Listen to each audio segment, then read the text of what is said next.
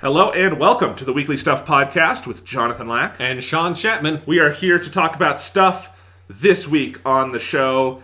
We're talking about stuff because it's a very kind of just grab bag kind of week. We're still at the beginning of the year, baby. Like, nothing's happening. I mean, lots of things are happening in a certain sense, but in terms of entertainment news, there's just like a smorgasbord of random weird things to talk about. In some sense, this week is a calm before the storm because next week we have Digimon Story Cyber Sleuth Hacker's Memory, sequel to 2016 Game of the Year Digimon Story Cyber Sleuth. Yes. So we will be talking about that next week. But this week we have a bunch of gaming news. Nintendo had a Nintendo Direct. We're going to go over that. There's some other fun pieces of news on the outline. Going to be a news-heavy week there. For our main topic, we're going to do our sort of 2018 year-in preview thing, which we usually do. Yep. I think we actually forgot to do this last year because January right off the bat was so busy. Yeah, I think I was already playing Yakuza 0 by this point. Yes, so we didn't do it last year, but we're going to do it this year. We're going to go through a bit of a game calendar, and we're going to play some kind of game around the idea what games are not actually coming out in 2018, which I think will be a fun thing to do because I'm seeing way too many game preview listings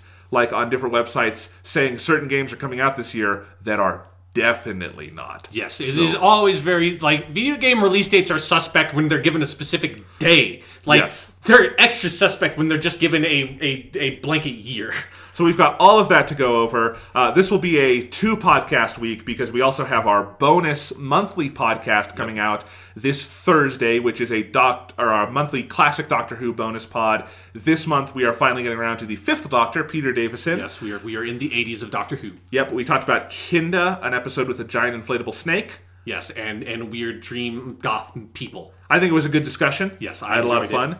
So that's cool. You will be hearing that later this week, so that's coming your way. But for now, we've got a lot of other stuff to talk about. So, Sean, why don't we just jump into what we always put on the outline as stuff, which is stuff that doesn't fit into any other part of the outline. Yes. Do you have any stuff to tell us about? I have two. I have one small piece of stuff and then a bigger piece of stuff. The first small piece of stuff is I'm continuing my adventures in Assassin's Creed Origins, and I still am really enjoying that game. I've just beaten the Giza section, so I feel like I'm a fair bit into the game. I feel like I've covered about a third of the map or something at this point. And I'm the way I'm playing the game is I'm being very thorough. I'm just doing everything. I'm doing all the side quests, going to all the random question marks, finding all the tombs, finding all the constellation circles that makes me reminisce about my horrifically murdered son in a very somber way.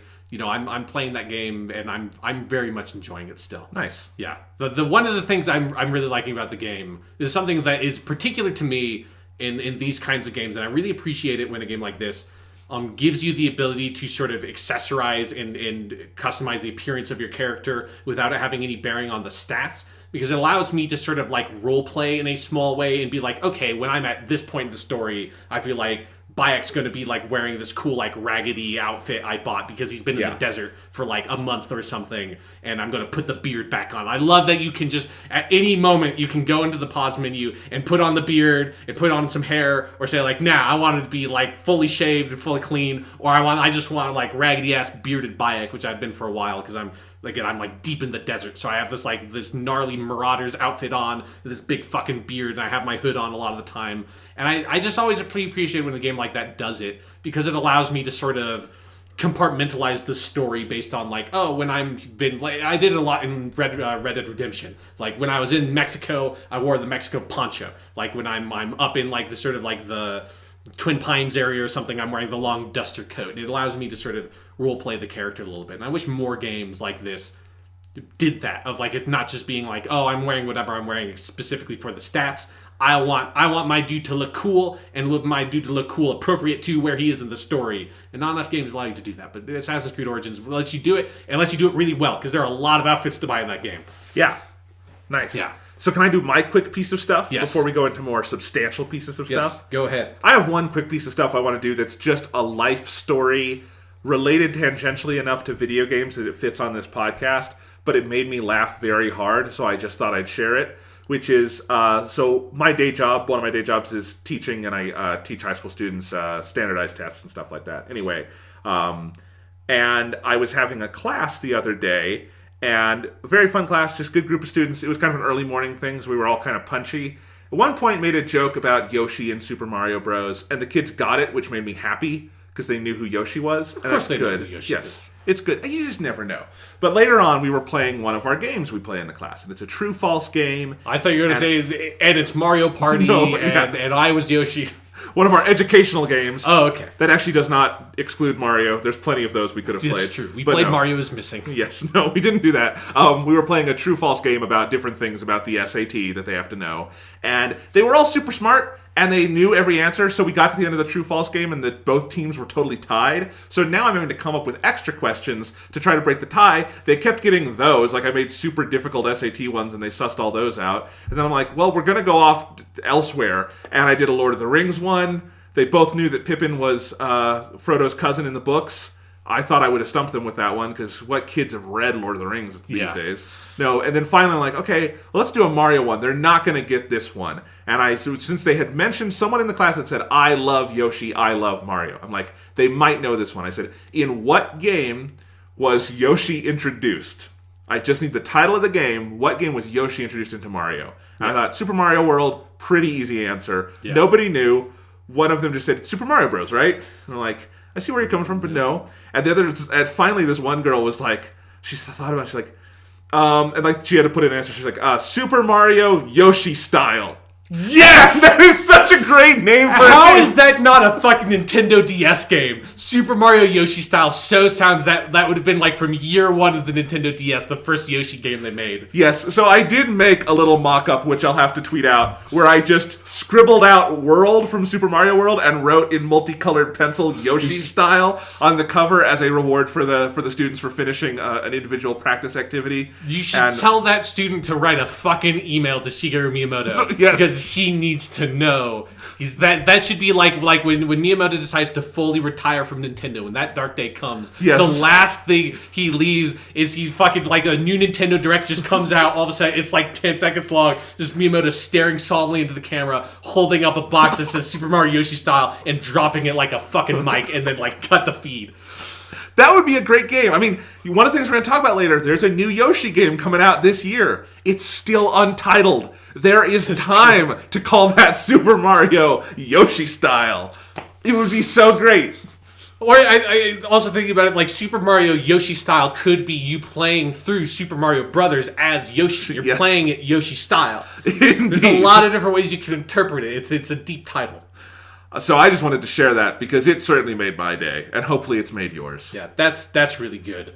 That's really good, and I'm happy now to transition from that into my favorite segment of the show, Jonathan. It is time to take a trip down to Sean's Beta Corner. Sean's Beta Corner. Hi, welcome. I'm Sean, and this is my Beta Corner, where we check out the latest and greatest in the hot world of video game betas. This week on the show, I get to talk about the beta for Dragon Ball FighterZ. You might think it's called Dragon Ball FighterZ or FighterZ, but I can read Japanese, so technically it should be pronounced Dragon Ball FighterZ. Really, if you pronounce it the Japanese style. So Dragon Ball FighterZ, the fighting Dragon Ball video game featuring Dragon Ball characters from the manga series Dragon Ball by Akira Toriyama, that has had its beta. The full game comes out. January 26th. Yes, January 26th. I should say I have access to the beta. I've decided not to play it because it sounded a little buggy, and it's coming out so soon. I just want to play the full game. I don't want to be teased. But I am curious to hear your astute thoughts on the Dragon Ball FighterZ beta. FighterZ. FighterZ. Yeah, it's because I'm an expert. I'm Sean. This is my beta corner, so I'm an expert on all things video game betas. And it's. I was super excited about this game beforehand, and I should say, like, one of the weird things about the beta was that it was this weekend. I was like, as we're recording this podcast on Monday, it was like over the weekend, so it was Saturday, Sunday, and Monday, but you only got access on Saturday if you had pre-ordered the game, which I had already done because I knew I was going to play this game. And so it was interesting because Saturday, since it was only people who had pre-ordered, you could go in and you could get matches and you could play fine.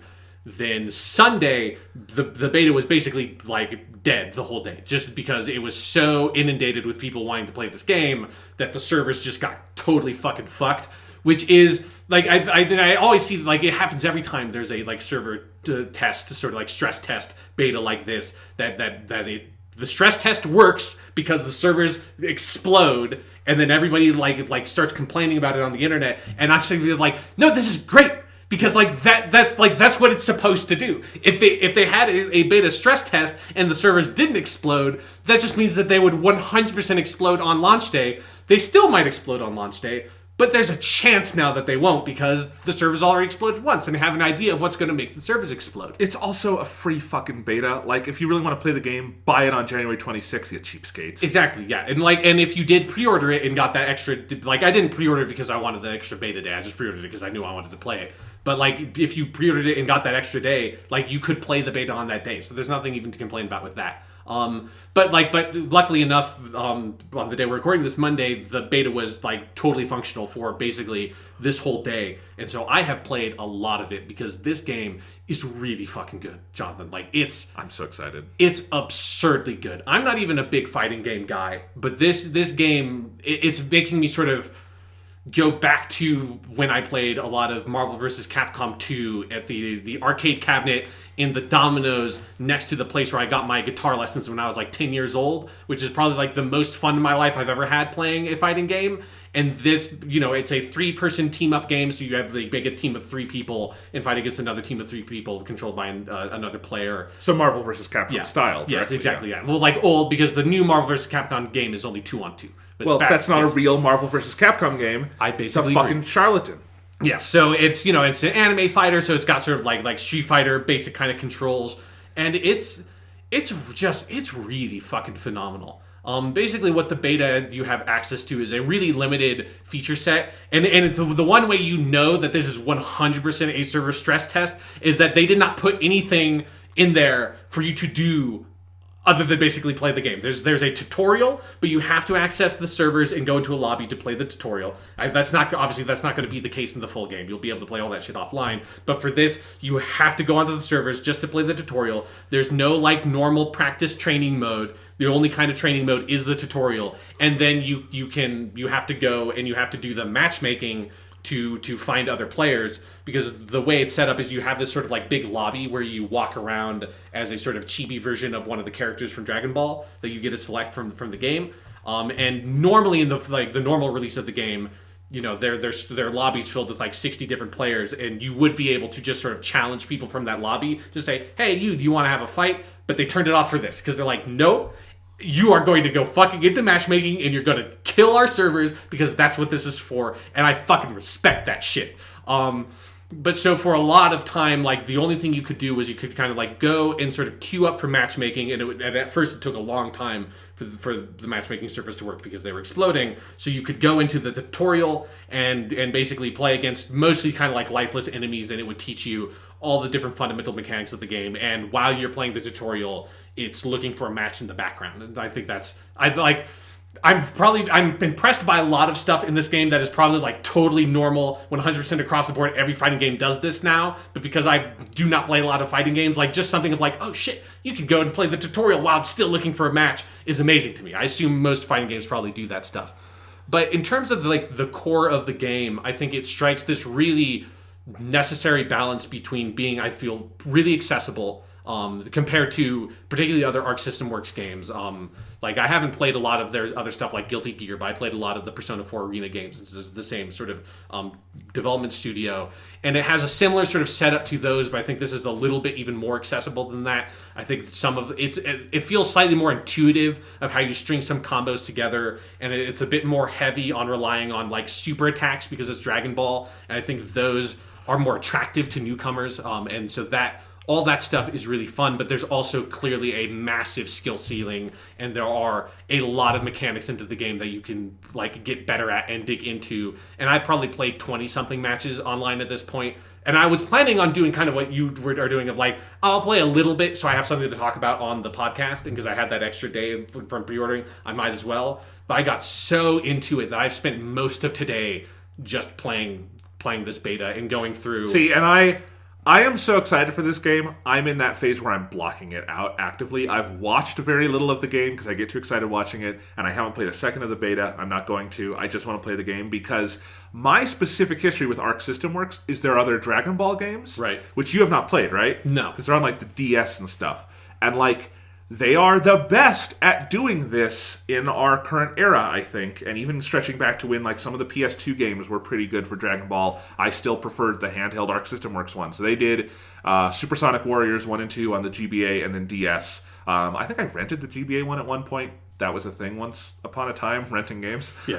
Renting handheld games. Yeah. I own Supersonic Warriors 2 is one of my favorite Dragon Ball games. It's fucking amazing. You should still, if you own it like a 3DS or a DS, get a fucking cartridge of that and play it. It's awesome. And then their recent 3DS game, Extreme Butoden, also outstanding. And like because Dragon Ball had kind of abandoned 2D fighting for years, and I hate the 3D fighting systems. Like, I could not get into Xenoverse because it's just so weird and the camera's so awful. Like, a fighting game is proper 2D, one person. Quarter circle forward, fucking punch. I want to shoot shit at people. Yes, exactly. And Arc System Works for Dragon Ball. Like, it's not just that it plays so well, but they do such a good job using Dragon Ball mechanics. Like, Supersonic Warriors 2 is this fascinating one because you can play it mostly in the air, like with the characters flying. And that's actually something that a lot of other Dragon Ball games kind of try to tamp down because it's a hard thing to make work. And like, the art style looks so much like the anime or the manga. Like, they're really good at everything. They have such great attention to detail.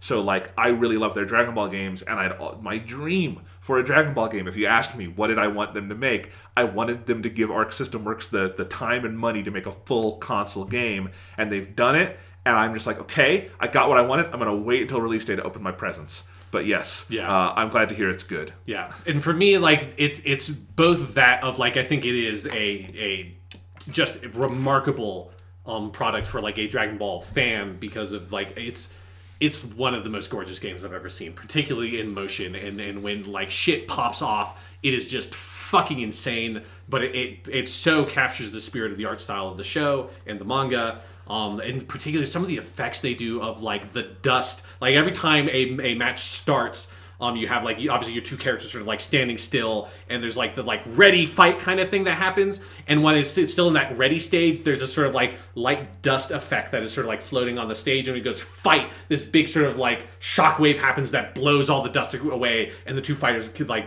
obviously are going to collide. If you're playing fighting games the way I do, which is just rush straight at the person immediately, like the mashed light attack or something. It's just all the little elements of the presentation have so much attention to detail, are so beautifully and gorgeously rendered.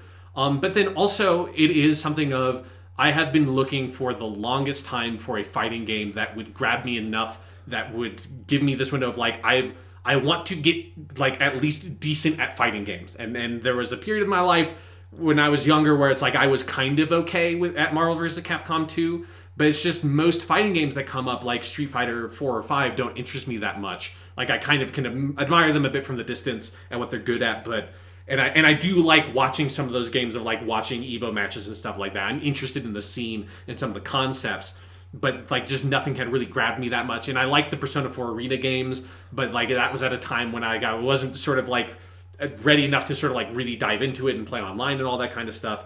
But there's something about Dragon Ball FighterZ that it has that accessibility, it has that like ability to just sort of like wow me as a Dragon Ball fan and as a fan of just things that look fucking cool, that it gets me in enough and gets me ready. It's like I'm okay.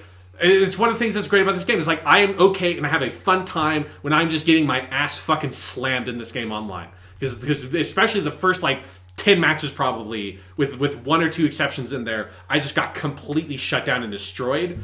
But it's still fun to even be destroyed because it looks amazing, it sounds amazing, And there's also something about there's like I played like a little like mini game on my own of when I was playing against somebody. I was like, okay, this guy knows how to play this game. He knows how to play all these characters, even though there's not a training mode. I don't even know how you know how to do these combos if there's not even a training mode to fucking practice it.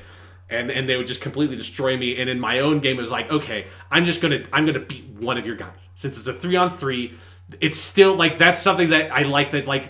It still feels like you accomplished something if I just knock out one of your guys. Like if you're kicking my shit with Vegeta, I'm gonna take out your Vegeta. And even if I lose the war, I won that one little battle for myself.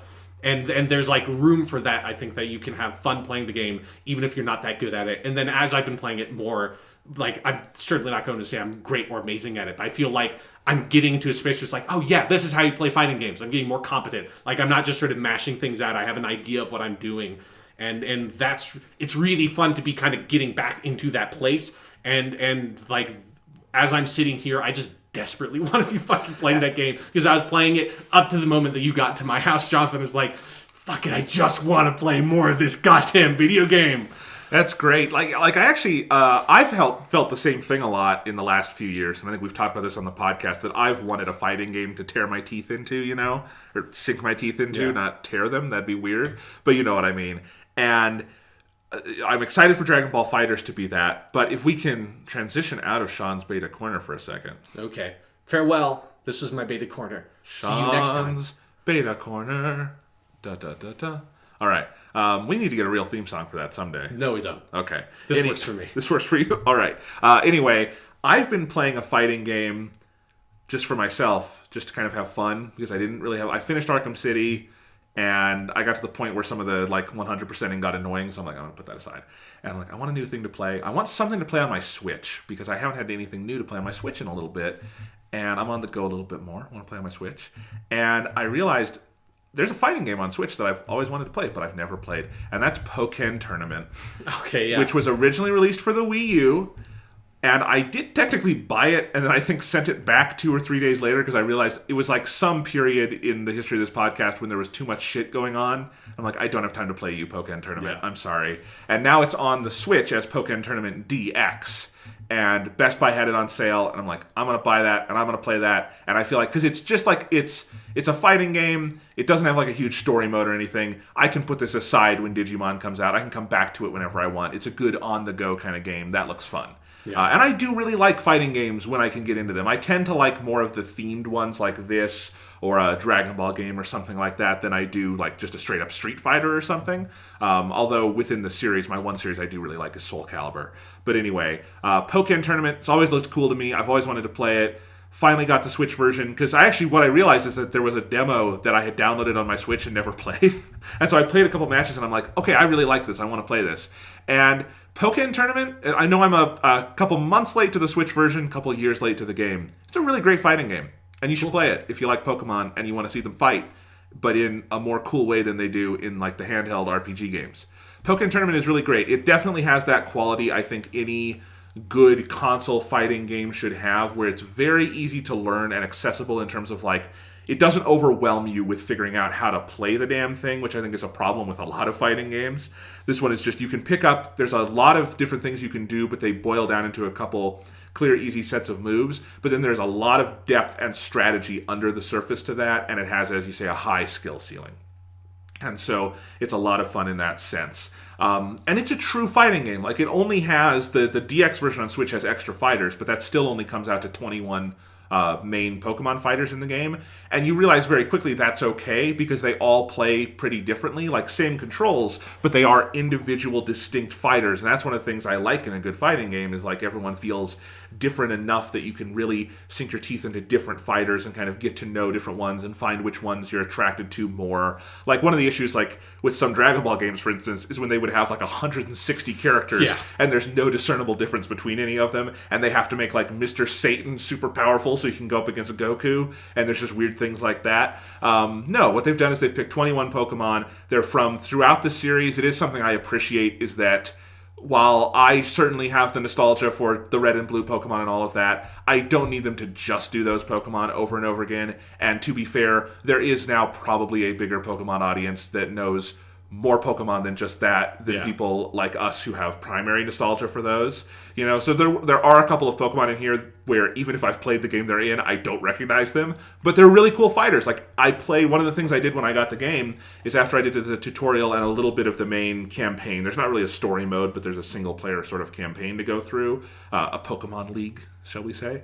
But once I was into that a little bit, I just went into the free battle mode and made sure I leveled up every Pokemon to at least level 2, so I got like a taste of every Pokemon in the game, and I could figure out like, okay, which Pokemon do I kind of want to main in this one so far, because for the campaign you kind of are encouraged to stick with one Pokemon throughout that. And it was really fun just going through and playing with each of the different Pokemon and using the different support sets. The way it works is, the battle system is, it's really creative. Like, you're in this one little arena, and so you have a set like space you're always in, and it switches between a 3D kind of over-the-shoulder perspective and a more traditional 2D back-and-forth sort of thing. And there's a whole mechanic around that called phase shift, where you want to shift in and out of those phases to deal different types of damage. And it gets very intuitive. It's a little confusing at first, but it makes sense. And that also alleviates the issue with, as I said, like 3D fighters, like some of the Dragon Ball games, where when you are in the 3D mode, it's not this giant arena where people can be behind a rock and you'll never see them. Right. It's much more direct, and you shift in and out of that so it doesn't become annoying. And then you have sort of a, on Y, X, and A, different moves. You have sort of a short-range move, a long-range move, and a Pokemon move, which is like an actual, like, you're going to use your leaf powers or your fire powers or something like that. And then those are also keyed to different directional buttons to do different combos.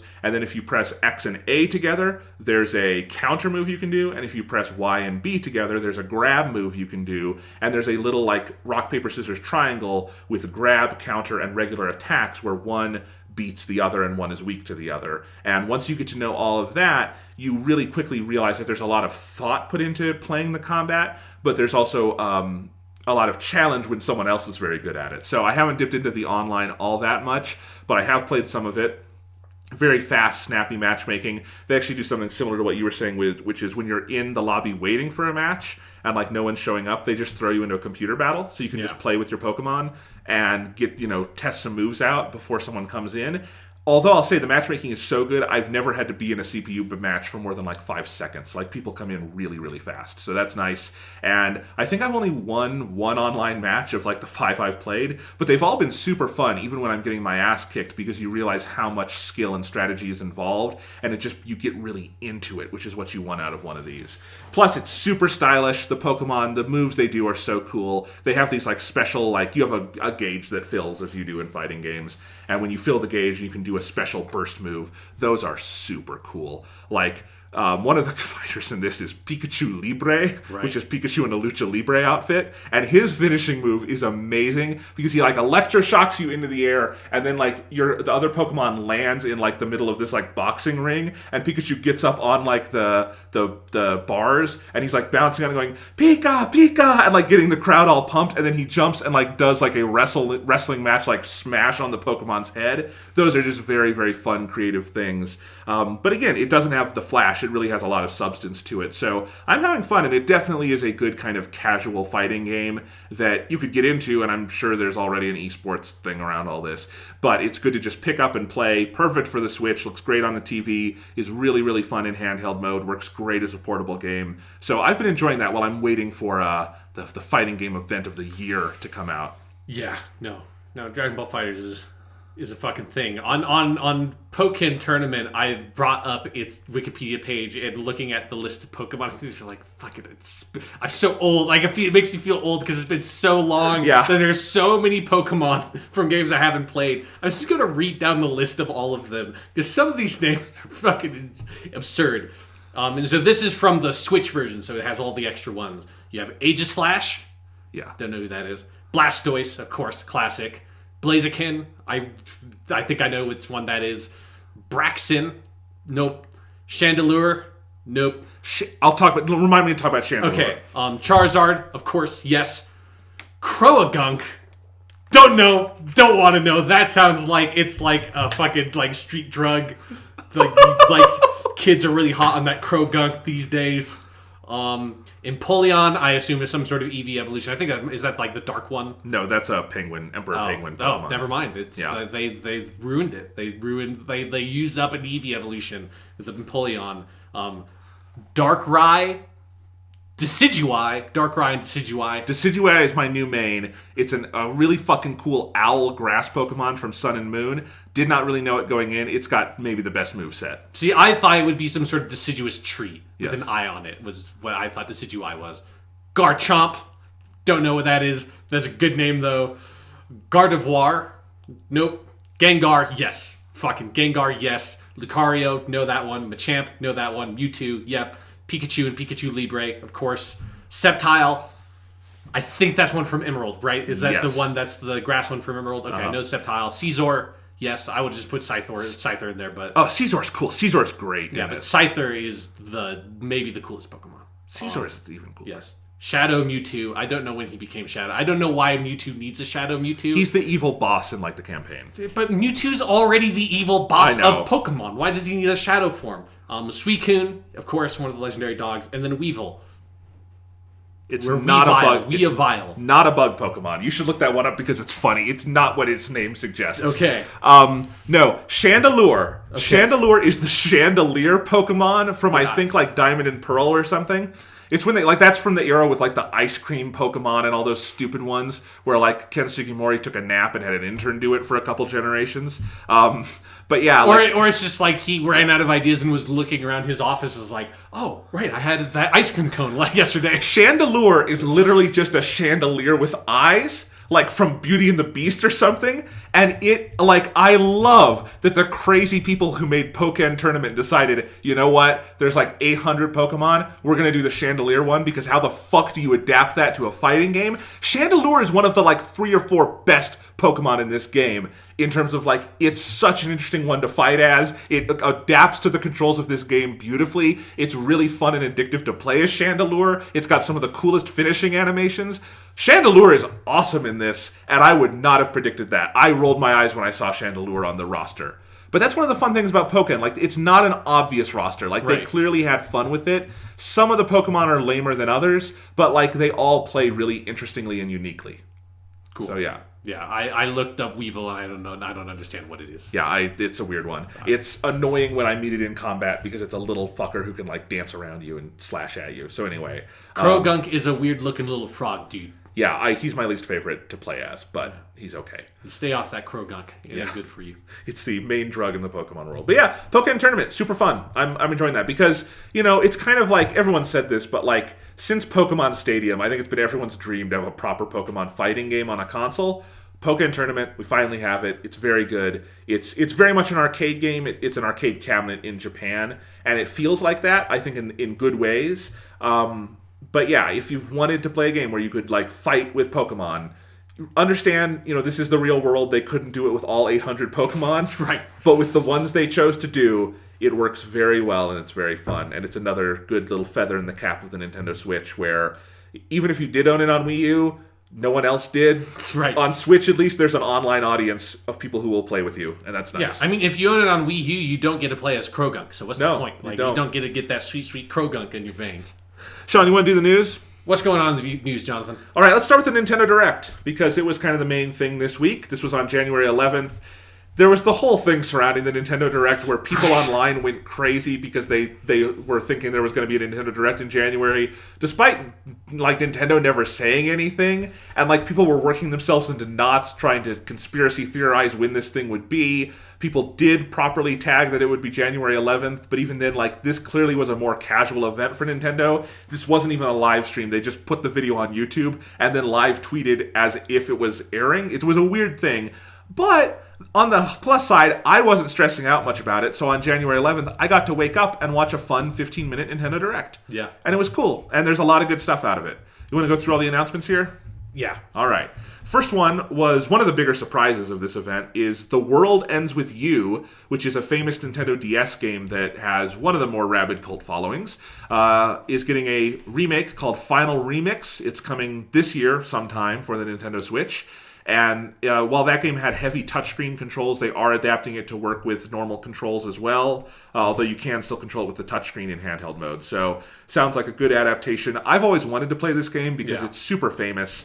Everyone loves it, but it's like one of those kind of below-the-radar classics, and I like that it's coming to Switch. Yeah. I'm disappointed that they didn't release it on the Wii U first, because it's The World Ends With You, and they could have just, like... there's so much you could have done with that. The world ends Wii U. Yes, exactly. I mean, the Wii U ended...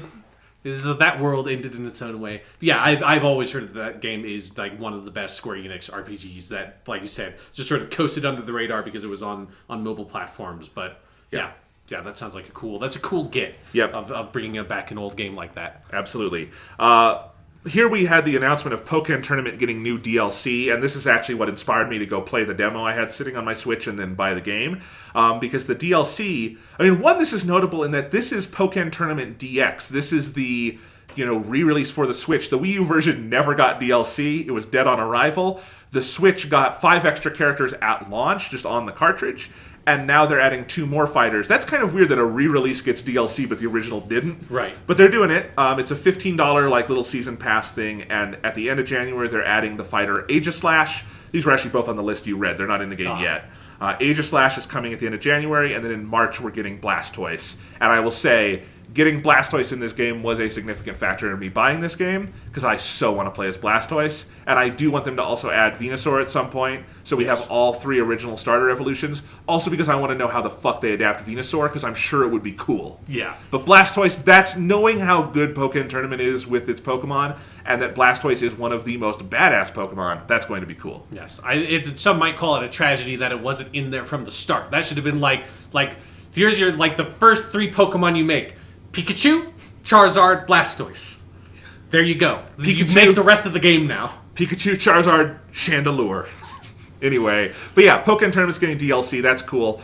Kirby Star Allies, which we've known about for a while. This is the Kirby game we've known was coming to Switch.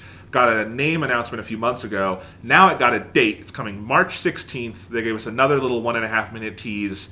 This game looks so good. I'm so excited for this. The Kirby team did such great work on the 3DS. Kirby Planet Robobot was in my top 10 2 years ago.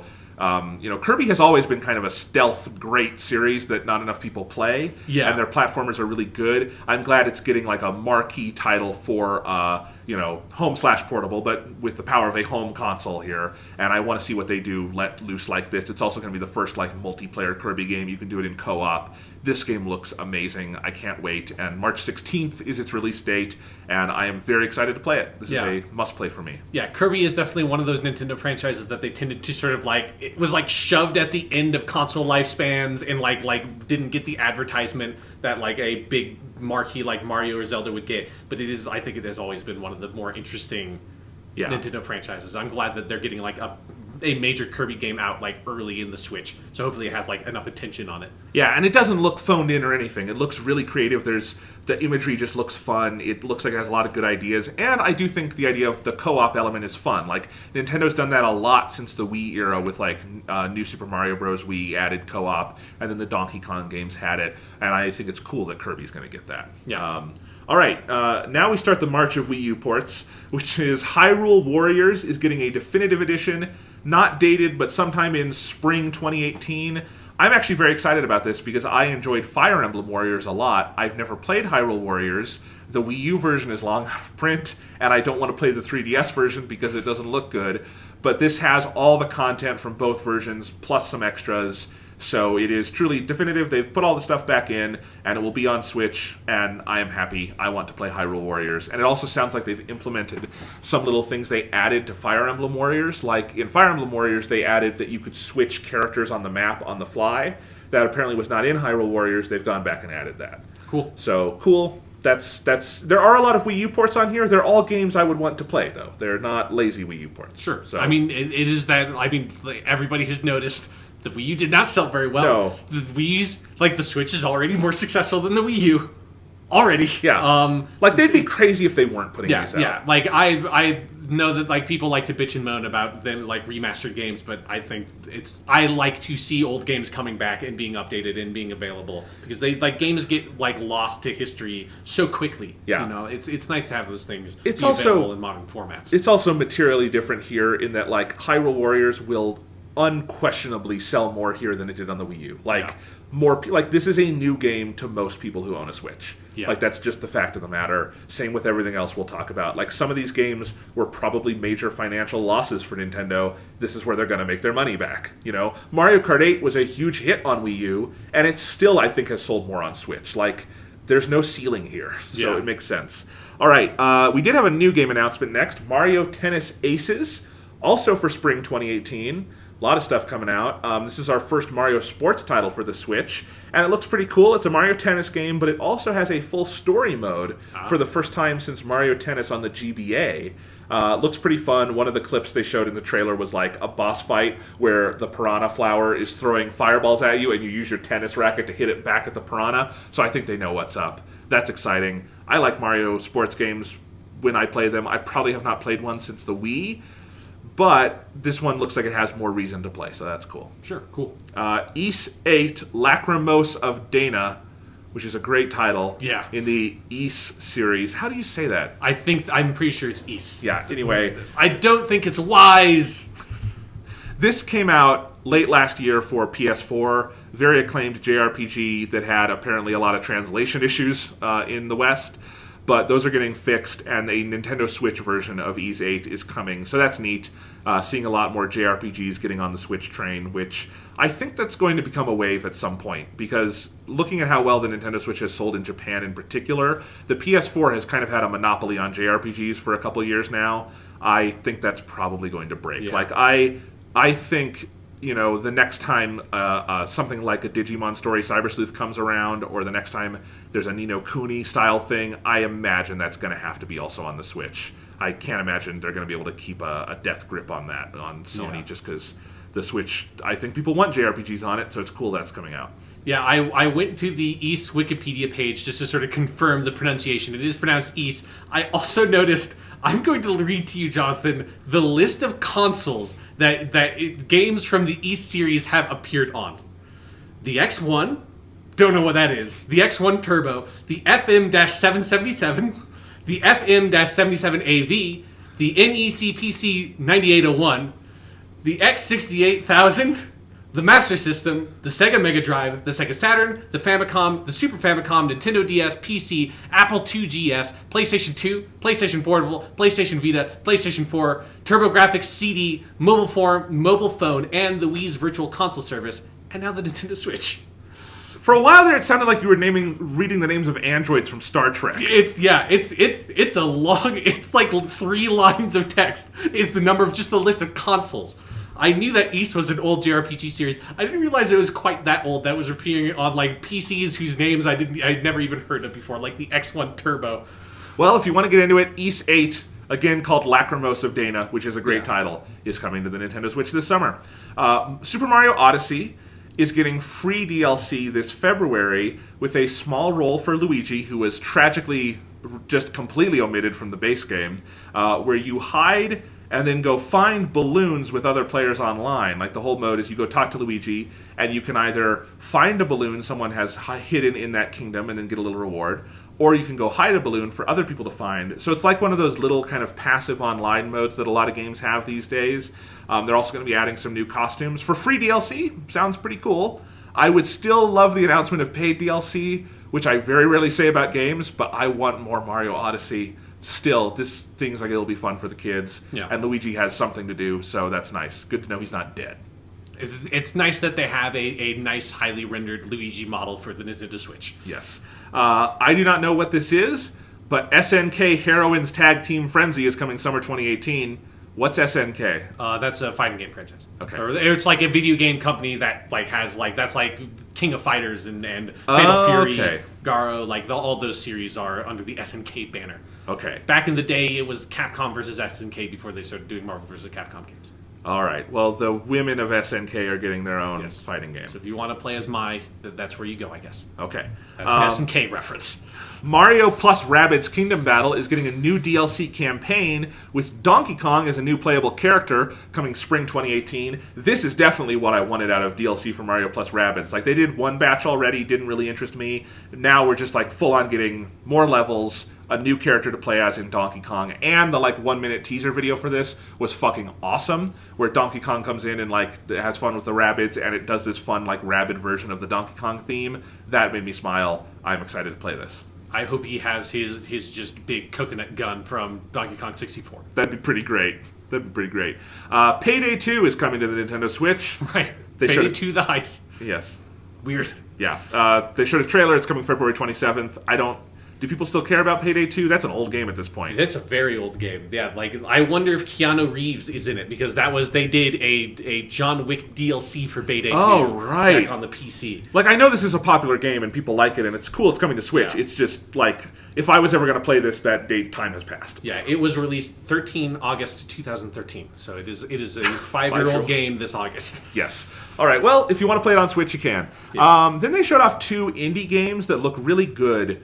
That are multi-platform, but I had not seen big looks at either of these yet. On February 16th, we're getting Faye, which is this interesting, like, it's got like a very colorful, painterly sort of art style. I couldn't quite tell what kind of game it is, but that's frequent of indie games. Right. It looks very good. This was where we had not had a release date yet, but it is coming on February 16th for the Switch, the PS4, everything, you know? That looks very good. And then also Celeste, which is a sort of pixel art game, which looks very interesting as well, is coming January 25th to all those consoles. Looks like it'll be right at home on the Switch. Both of those are indie games that look great, and I'm happy to see that the Switch, for now at least, like reliably indie games are coming there as well as everywhere else, which they should be. Just sometimes, like, the Wii U and the 3DS had obviously been passed over for a lot of that, so it's nice that they've got a good lockdown on that. But both of those games look cool. We got the announcement of Donkey Kong Country Tropical Freeze coming to the Wii U. Right. This is one of the Wii U ports that makes the most sense to me, because Tropical Freeze was one of the most critically acclaimed games of its year when it came out. Yeah. And nobody played it. Nobody. Like, that is one of the biggest Nintendo bombs ever if you look at the sales figures. Like, I don't think it came close to breaking 1 million. And even in the Wii U era, Nintendo, like, first-party games tended to break 1 million. Like, it did not sell. And people are always talking about it. I actually own... They put it out in the Nintendo Selects line for like $20, and I have not really gotten into it. I would like to. Might rebuy it on Switch because it looks like a better way to play it. That's coming out May 4th, and they've added a new mode with Funky Kong, which is basically a glorified easy mode, but an easy mode with style, because Funky Kong's cool, and you like surf over everything. But it looks neat. I look forward to finally maybe playing this game, because people have talked about it to death, and it's just cool that like this game died an ignominious death on Wii U. Yeah. It now has the chance to live on the Nintendo Switch, and I'm also interested to see, like, you know, if this sells well on Switch, which it totally could, that probably influences what they'll do with Donkey Kong in the future, because I have to imagine that brand is sort of on hold for the moment, because Tropical Freeze failing on Wii U isn't so much an indictment of Donkey Kong. Like, Donkey Kong Country Returns on the Wii sold like 7 million copies, so it can do well. But I think it would be nice. They're probably going to have to see how it does on a supported console. Maybe they'll finally make it Donkey Konga 2. That would be interesting. Yes. Yes. They could do it where, like, you just shake the Joy-Cons like they're drums. No, they need to sell you a drum kit. Okay. Or they need to buy, like, all the unused drum kits from Rock Band and sell those and sell Donkey Konga 2. I think there was a Donkey Konga 2. Was there? I'm going to look that up. There's no fucking way they made a Donkey Konga 2. I think there is a Donkey Konga 2. That's like making a Hey You Pikachu 2. Yep, there's a Donkey Konga 2. There's a Donkey Konga 3! There is? There's a Donkey Konga 3. It is a music video game of the Donkey Kong series developed by Namco and published by Nintendo. Before the second installment was released in North America, Nintendo and Namco had already started plans for the third game of the series, which, unlike the first 2 Donkey Konga games, was eventually released only in Japan in early 2005. Donkey Konga 3 features a total of 57 tracks. So, Sean, if they made another Donkey Konga, it would be Donkey Konga 4. Yeah. That's nuts. They should make a Donkey Konga 5. It just confused the shit out of everybody. All right. And finally, one of... other people apparently were not surprised by this. I kind of was. Dark Souls Remastered is coming to the Nintendo Switch on May 25th. And this was actually the formal unveiling of Dark Souls Remastered itself, which is a project From Software is doing. They've remastered Dark Souls. It's coming to all the consoles and PC, so PS4 and Xbox One as well. On the other systems, it's a 60 FPS version of Dark Souls. On the Switch, it's limited to 30 FPS like the original version, but is still in full 1080p on the TV. Very cool, evocative little teaser trailer, and I have to give them props. Have you seen the cover art for this game, Sean? Yeah. One of my favorite box arts ever. And I think this is pretty cool. You're the Dark Souls expert, Yes. though. What do you think about Dark Souls coming to a Nintendo platform, let alone the Switch? I look forward is a weird word. I dread the eventual news story of like this tragic bus accident that happens because someone's playing Dark Souls on the Nintendo Switch on the bus and gets killed by fucking like Ornstein and Smaug for the 20th time. There's fucking motherfucker! They throw the Switch at the back of the bus driver's head. It will probably happen. Yeah, like Dark Souls is one of the best games on the Xbox 360 and PS3. I think it is very smart to remaster it. I mean, I think the reason why people weren't necessarily super surprised is because the remastered version of Dark Souls was heavily rumored for about a year or so now. So I was expecting a Dark Souls remastered because it's coming to PS4 and Xbox One as well. I just wasn't expecting it on Switch. Yeah. I'm curious to see how it sells on the Switch. I'm curious to see if people gravitate to it there. Like it is off in like my gut says. I would not play that game outside of my home. I would not. Yeah. I would not want to. I would be too stressed out. I'd be worried about how I'd look to other people. But obviously, a Switch doesn't have to be a game on the Switch doesn't necessarily have to be amazing portable. It can also just be a good home game also. So yeah, and also like the other thing is that like one of the things I like about the Switch's portability is just taking it to another room, not necessarily taking it outside on the bus and stuff. You don't want Dark Souls to get anywhere else in your house but the one room it's in. You don't want it. You don't want you want to be able to leave that room and have Dark Souls just be in that room, and you don't have to think about it. When Dark Souls is in your living room, you got a fucking problem. When Dark Souls is in your bedroom, you've got a severe problem. That's all I'm saying. Well, I'll say this. I have been super interested in Dark Souls for a long time because a lot of people love it. Specifically, my friend and co-host Sean loves it. Yes. And you have talked about Dark Souls a lot. I have listened to you talk about Dark Souls a lot. I have tried it a little bit. I've tried Bloodborne a little bit. Didn't really get into it. I think Remastered coming out for Switch, that seems like an opportunity for me to make an honest effort with Dark Souls, and I would really like to. And I think this sounds like a fun way to do it. Yes. Whether I play it on Switch ultimately, or even like maybe I'll just get it on PS4, but like whatever the case, like it's nice now that all three Dark Souls will be on the same generation of systems. Yeah. Because 2 was actually originally on 360, but they brought it over with that Scholar of the First Sin or something. Yeah.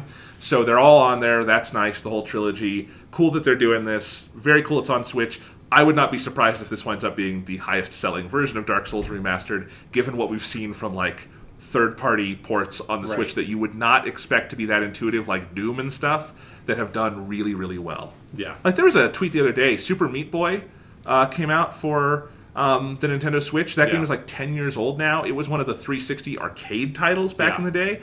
And the director of that game said Switch sales in the first week of Meat Boy were almost as high as they were on the 360 launch day. Yeah. That's nuts. Like it shows you that a lot of Switch owners, they just don't own other systems, or they're not playing games on them. I mean, for something like Super Meat Boy, that's so old that Yep. someone might have been 8 years old when Super Meat Boy came out, and they're like in high school now. Yeah, so absolutely. It's like they're the right age to play that game. But anyway, that game is fucking hard. Yeah, so a lot of cool announcements here. I want to play a lot of the stuff on this list. Like May seems pretty great for ports because we're getting Donkey Kong and Dark Souls, and I want to play both of those. Even if I don't play Dark Souls, I kind of just want to buy it to have that box on my shelf because the cover art is so fucking good. But anyway, and just to say that you own Dark Souls on a Nintendo platform, I know. What a weird thought that is. Because people even drug out a quote like from the time of Dark Souls 2 where someone from Software said like the Wii U is a kiddie system, we don't want to put our shit on there, and it's like it's just a lot of people were saying that about the Wii U, and the real answer was because no one owns it. Yes, but yes.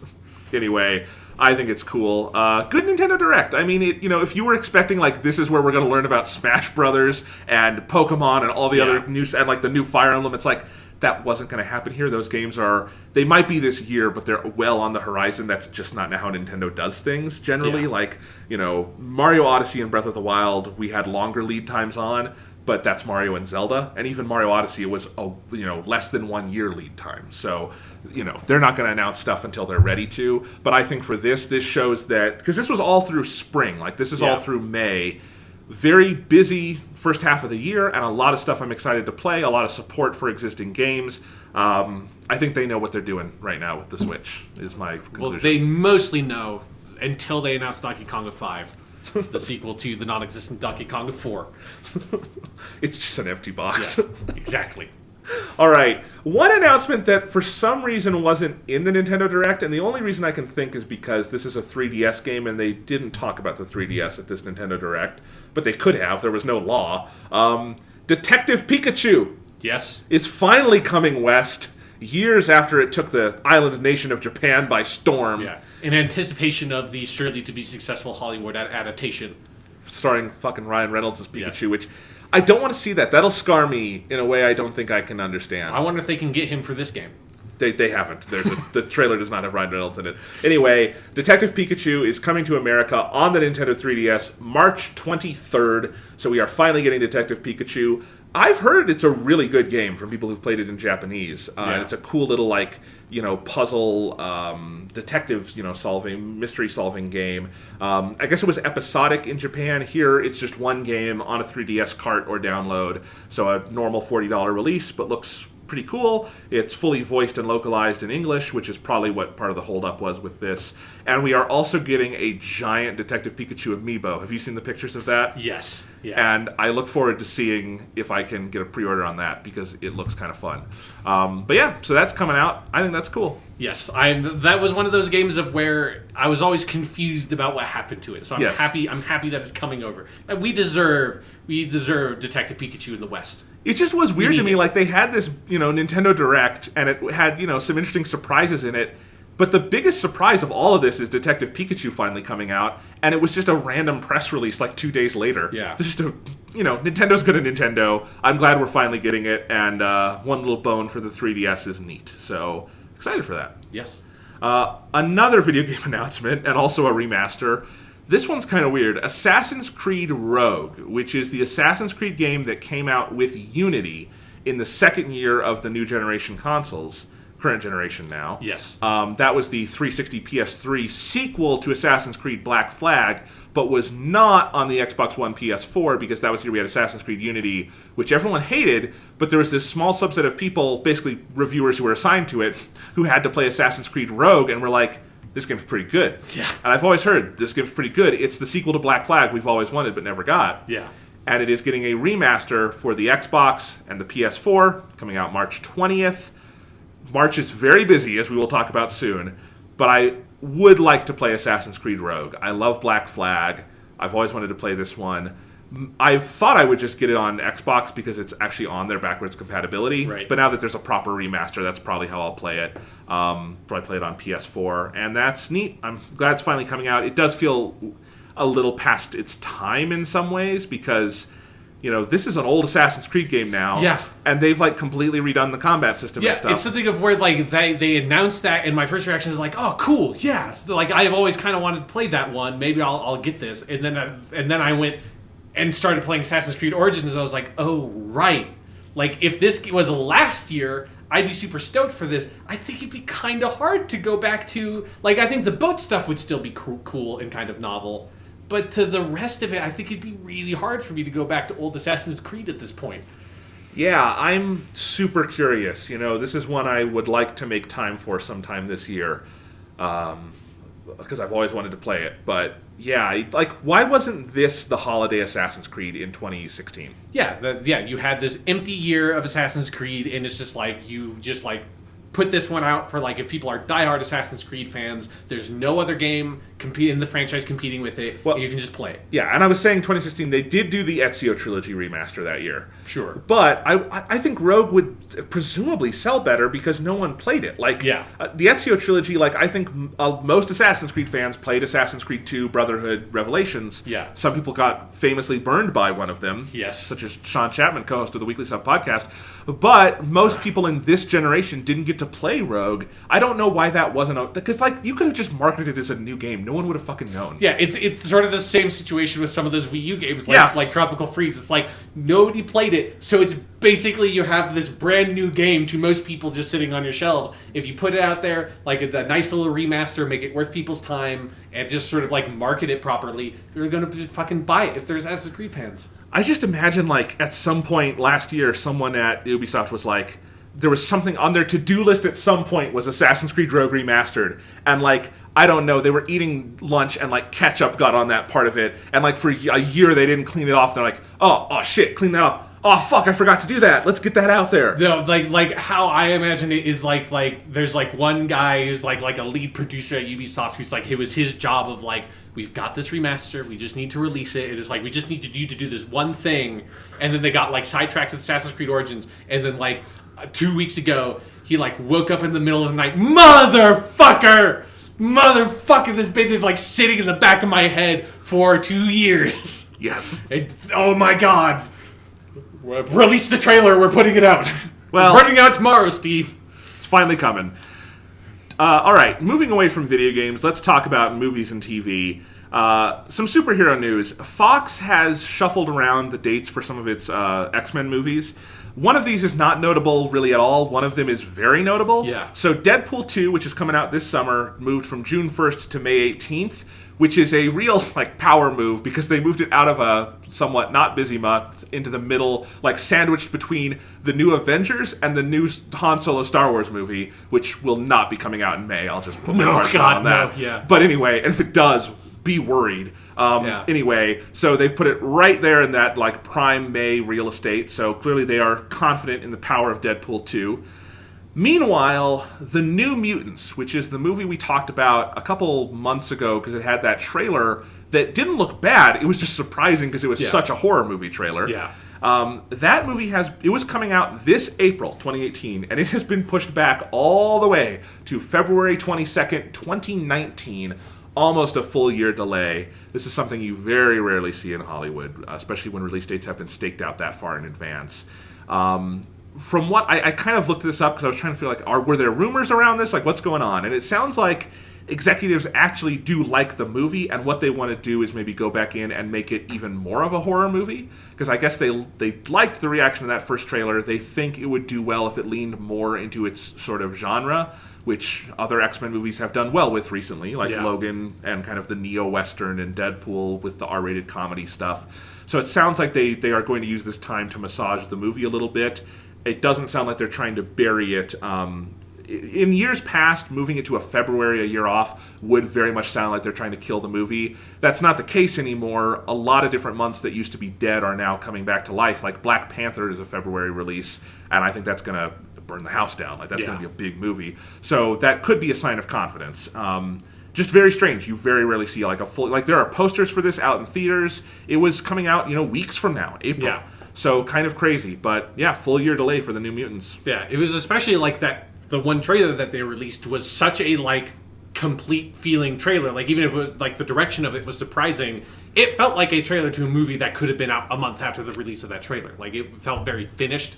So yeah, I was really shocked at first. But I do think like assuming that like everything they've said about that like leaning into the direction is all true, which is a big assumption, but just assuming that, I think that's probably a smart choice. I think that makes sense of that, like the one thing that Fox has. I mean, this is a whole weird conversation now because Fox got bought by Disney. That could be the other reason this got pushed, but yeah. Yeah, but like the one thing that I guess the X-Men movies have is that they can like lean into weirder genre things that are a bit outside of where Marvel is going and certainly where Warner Brothers is going, which is nowhere. But yeah, like Logan was very distinct. Deadpool was very distinct, and that trailer for The New Mutants was extremely distinct and I think that's a smart strategy when you have this huge amount of superhero movies coming out every single year. You need something that makes those movies stand apart, and if they're doing that to sort of like to fortify that side of the movie, that's probably a decent choice. The other thing that, like, that's the spin I've been hearing. It could be completely false,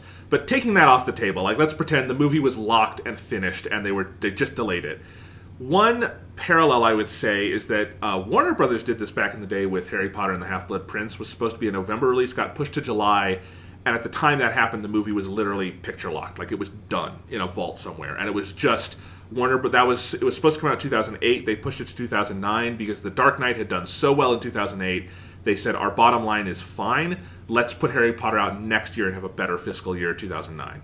And that's why they did that. I think that could be a similar reasoning for the New Mutants. If the New Mutants came out this year, there would be 3 X-Men movies this year. There'd be the New Mutants, there'd be Deadpool 2, and then X-Men Dark Phoenix, yeah, whatever they're calling it, which is supposed to come out like in November. And it probably does make sense to not bunch all those into the same year. Again, not sure how much Fox needs to worry about their bottom line right now.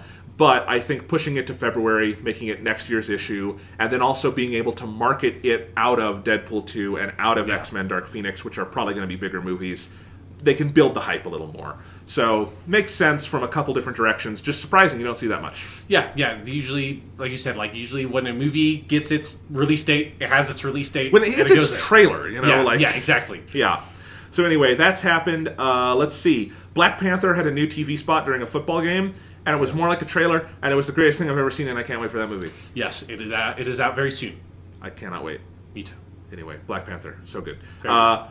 So the Television Critics Press Tour, TCA Press Tour was this week, or is ongoing, and there's a lot of interesting news out of that. We're not going to go into all of it. Hulu has all of ER now, and I'm definitely threatening to break my Doctor Who rewatch to go watch ER because it's great. But I will. Don't worry. I'll stick with I don't want to pay for Hulu right now, so I'll stick with Doctor Who. I'll eventually get to ER.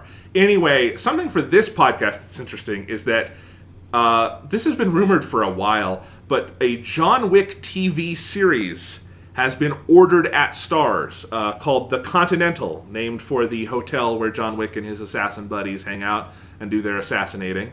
Well, no, they're actually not supposed to do it at the Continental, but, there's a twist at the end of John Wick 2. Anyway, Chris Collins, who has worked on some other shows, which I forget now, but they're out there. He will be the showrunner and head writer. And all the people involved with John Wick are producing. Keanu Reeves, Chad Stahelski, David Leitch, writer Derek Kolstad are all producing. And Keanu Reeves may show up as a guest star in a couple episodes, but he will not be the main character. This will be more about the world of John Wick rather than the character John Wick. I saw sort of split reactions to this, and it's split along the lines of people who like the assassin mythology stuff in John Wick and the people who, tolerate that, but it's not what they come to the movie for. I like that side of John Wick. I think it's one of the most unique things about it. And I think this could be fun. I'm glad it's on Starz. They can kind of do whatever they want, make it R-rated.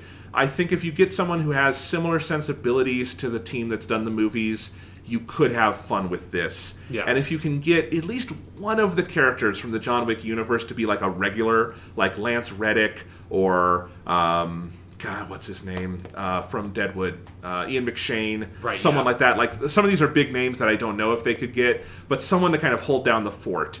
It would be, I think, a fun thing to do. I would almost like to see this as like an anthology show where a different assassin comes in each week. But we don't have any other details besides that. But it is getting made, which is interesting. Yeah, no, it is... Like you, I love the weird lore and mythology and world building of the John Wick movies. Is one of the best parts of them. And so I think there's a lot of room for a really cool TV show. Whether or not that's the TV show that's going to be made is up in the air. But it is not. I don't think it's a bad idea at all. It is something of when you say John Wick TV show, and I'm also with you. I would go lean anthology direction, the mind just sort of goes to wonderful places. I think it's there's so much cool room to tell stories in that universe, especially if you get to have an eclectic cast of characters. Yeah, I don't want some Keanu Reeves knockoff who like is our new main character, and like Yeah. his wife is also dead, and his dog also died. No, it's not his dog, it's his gerbil. It's just something like that. It's like relative to the TV budget. Yes, relative to the TV budget, and he's getting revenge, and like, you know, it's some Australian dude doing an American accent because that's who they can afford. Like, I don't want that. I want like an actual like show that like builds stuff, and I think an anthology thing would be cool. But you know, Starz does good stuff. They fly under the radar. But like the last time they adapted a movie was The Girlfriend Experience, which was, I've not seen the second season that just aired. But whenever the first season aired, which I think was 2016, I think I called that the best TV show that year. I think that's one of the best TV shows of the decade. Great just work of TV art. And, you know, who knows? Maybe John Wick will be as well. Very different kind of thing. Probably people getting less naked on it, but you never know. But, you know, it's Starz that can do what it wants. They if you want to just have naked people assassinating each other, I'm sure there's. I actually think, given how much the Girlfriend Experience TV show is about like city skylines and people in skyscrapers, you know, doing stuff in office buildings, I think we need to have a crossover where one of the, you know, Girlfriend Experience ladies goes on an assassination mission. There you go. Absolutely. Anyway, yeah, that's happening. Interesting. Very interesting. All right, here's a bit of Doctor Who news. What's and it's going not on in the world of Doctor really Who? news because it's just speculation at this point, but a weird listing has popped up. Best Buy first listed this, and then a couple of other smaller retailers like FYE listed this as well. And the title of this product is Doctor Who, Tom Baker, the complete first season. There is no other details other than that it's a Blu-ray. No official release listings, no announcement, no word on this from the UK, which is the thing that makes me most suspicious of it. But it's listed for release on March 20th. It has an MSRP of $59.99. Are they going to start doing Doctor Who Blu-ray season releases for the classic show? This does sort of make sense to start with some Tom Baker stuff because that's popular, and it's harder to start with like William Hartnell because a lot of it's missing. This is weird. And there's no word on what it is. Yeah, no, like I hope it's that they're just sort of updating some of those, and I think that's where I would start. Like I would say, like that's a fucking hell of a season. Yes, there's a lot of really good stuff in there. Tom Baker's obviously the most famous classic Doctor from the series, so I hope this is like updated, like you know, sort of quote unquote remastered versions of those stories on Blu-ray. And it's complicated though because there's only so much you can remaster. It's like true. You know. Especially Tom Baker's first season, which they're going to call this Tom Baker the complete first season. It's actually season 12. It's a weird thing. But season 12, Robot might have some stuff on 16mm. The rest of that season is 100% videotape. Even the Sontaran experiment, which is all on location, was famously the first Doctor Who shot completely on video. Or at least location shooting completely on video. So like that's the first time they took their video cameras outdoors and did it like that. So, and even when you have Doctor Who that has 16mm elements, often those elements are lost. We only have what was copied to the videotapes, so sometimes you can't actually go back in. When you can, you have to completely re-edit the episodes because they're not edited, like the 16mm is raw. So there's a lot of complicating factors here. It would be a lot of work. For most of classic Doctor Who, which is the vast majority exists only on videotape, the gains you would get on a Blu-ray are very, very modest, mostly to stability. The DVDs, by and large, which I've been collecting, look great, and I can't really imagine in most cases that a Blu-ray would be worth the upgrade. Now, if you've never owned those, it is nice to do season sets so they're easier to own. Yeah. The Doctor Who DVD releases were famously very, very comprehensive. They all have commentaries, they have text tracks, they have isolated scores, they have mountains of bonus features. You would hope all of that carries over. Like, honestly, what I would be more interested in, personally, is just DVD box sets. Like, take the DVDs that exist and just put them in fucking season sets or something. Or in some cases, full Doctor sets. Like, the 7th Doctor you could do in one set. Oh, easily, yeah. Yeah, and the 6th, like 5, 6, and 7 you could all do in one set. 4 you would have to break it up a little bit. But, like, seasons would be perfectly reasonable.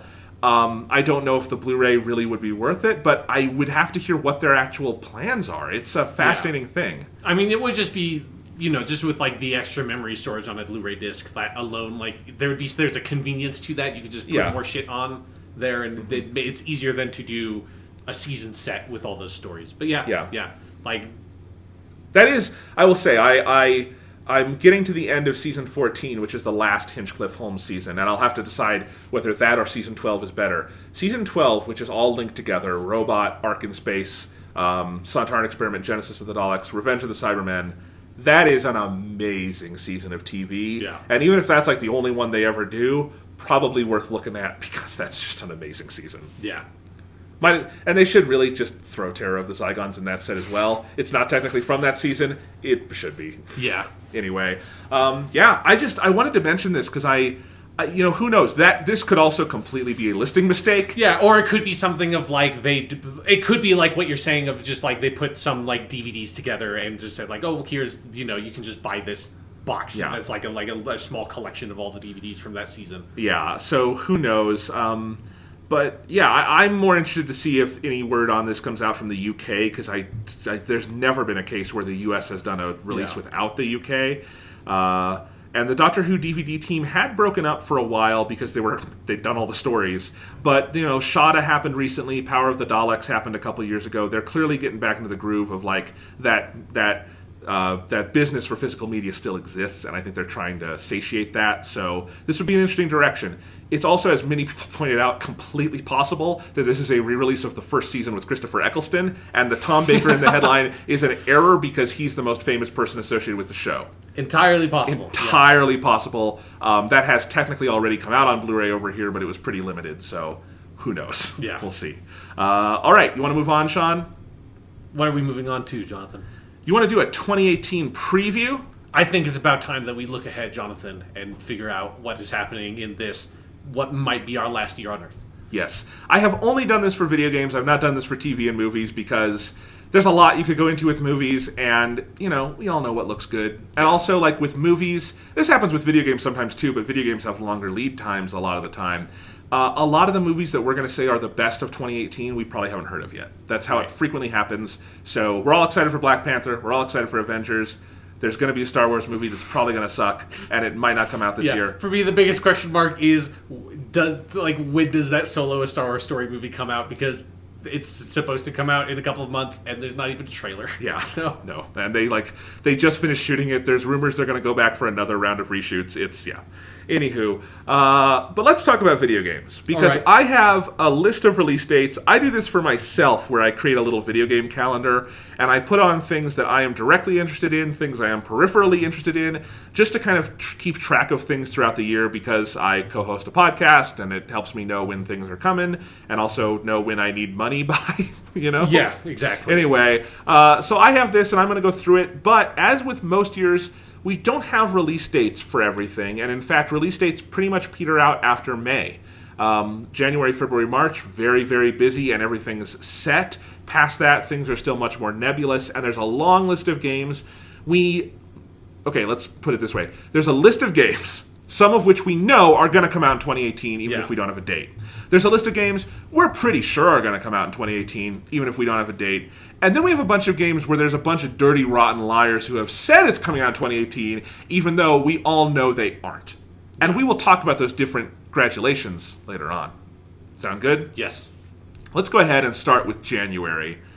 And this will also just be a little preview of what we're planning on covering. This is always fun to try to make the decisions on what we're going to cover. Mm-hmm. All right. Tomorrow, which is actually today, if you're listening to this, January 16th, kind of the first release of the year, is Street Fighter V Arcade Edition. Oh, right. It's a re-release, but I just wanted to mention, Street Fighter V was a game, was it last year or 2 years ago? 2 years ago. 2 years ago? Yeah. That came out, people thought it had a lot of promise, but felt unfinished. Yeah. This looks like a proper finished version of Street Fighter V. If I had the time to play it, I kind of would like to, because I'd like to see what it's all about. But they've it's got all the fighters, it's got a new arcade mode. There's a lot of extra stuff that they're going to add to the base game if you already own it. But Street Fighter V seems like it's getting its moment in the sun, and that's one of many games coming out in January 2018. Yep. Beyond that, January 19th, Friday, Digimon Story Cyber Sleuth Hacker's Memory. Yeah. The long-anticipated sequel to the 2016 Game of the Year Digimon Story Cyber Sleuth is coming out, and you and I are both buying this, and we will talk about it. Yep. I have to play a lot of Assassin's Creed Origins before next Friday. Yes. And I have to play a lot of Digimon Story before the Friday after that. Yes. When the next games we're going to talk about come out. Yep. This is a very stressful January for me in terms of playing fucking video games. Very much so. January 19th, also on the 3DS, is Kirby Battle Royale, a game that has come out in Japan and Europe and is finally coming out over here in North America. I could not for the longest time figure out what this game was, so I downloaded a demo, and I still cannot figure out what this game is. It's Kirby, and there's some kind of battle, but it's not a fighting game. I don't know what Kirby Battle Royale is. It's 100 Kirbys drop out of an airplane onto an island and slowly murder each other as a circle encroaches upon a center point, and then the last Kirby standing wins chicken dinner. I think that's what it is. I would play the shit out of that. Yeah. Sadly, that's not what this is. January 23rd, we're not even to the following Friday yet, is Lost Sphere from the Tokyo RPG Factory through Square Enix. This is a game I desperately want to play because it's the next game from the studio that made I Am Setsuna, one of my favorite games of 2016, and one of my favorite video game soundtracks ever. Same team did this one, same sort of throwback JRPG style. Looks great. It's got a demo that I refuse to play because I just want to see the full game. But it's coming out the same week as another JRPG, and I don't know what order I'm playing things in. Unfortunately, it has one fatal flaw. There are no Digimon in it, so... Yes, I will be playing Digimon first because it comes out first, but Lost Sphere comes out on Switch, so it's a hell of a lot more portable. But we'll find out. January 25th is Celeste, the indie game that looks pretty cool. Oh, yeah. So that's coming out. Then we get to January 26th, on which both Dragon Ball FighterZ and Monster Hunter World come out the same day. Mm-hmm. Sean... I had kind of wanted to try Monster Hunter, but I'm cutting that cord. I don't have time for it. You, however, played the beta of both of these and want to play them. What are you going to do on January 26th? I'm playing Dragon Ball FighterZ. I think Monster Hunter World is a game I can safely wait until like the summer or something to pick it up. I definitely want to play both of them, but it's like there's one. If I do not start playing Dragon Ball FighterZ the day it comes out, it will be I will not be able to play that game online. Yes. I'll just be like destroyed immediately. That's the way fighting games work. So I want to play that one. I mean, I just want to play it right now. I just want to play that game right now. I don't want to be doing this podcast. I just want to hit someone with the Kamehameha. Yeah. So we can definitely say for games from January, we will be reviewing together at the very least Digimon Story and Dragon Ball FighterZ. Yes. So again, my biggest stress point is, can I finish Digimon Story in time for Dragon Ball FighterZ? Probably not. But we'll find out. Yeah. All right. And finally for January 30th, Dissidia Final Fantasy NT, which is some kind of weird Final Fantasy fighting game that I know nothing about, is coming out. Yeah, that one also had a beta, but I did not play it. So Okay. that missed the window for Sean's beta corner. February, meanwhile, is filled largely with ports and remasters. However, they are ones I find interesting and is also a very busy month. Let's take a look. February 6th is Shadow of the Colossus for PS4, Right. which we both want to play, and is coming out a week after Dragon Ball FighterZ. Yeah. So who knows? But it looks cool. Nice that game's finally coming out again. Yes, I definitely want to play it. I don't know when I will.